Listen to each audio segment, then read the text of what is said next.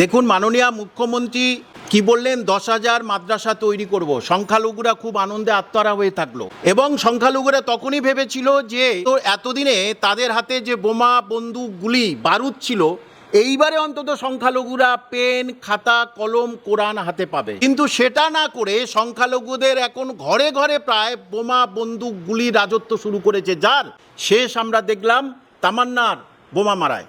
সুতরাং সংখ্যালঘুদের ব্যবহার করছে কে, সেটা পশ্চিমবঙ্গের সবাই জেনে গেছে। আরেকটা যে 10,000 মাদ্রাসার মধ্যে মাত্র 235টা মাদ্রাসা যা হোক করে শুরু করলো, কিন্তু খুব কষ্ট লাগে একজন শিক্ষক হিসাবে যে এখানে 235টা মাদ্রাসায় মিড ডে মিল চালু করলো না।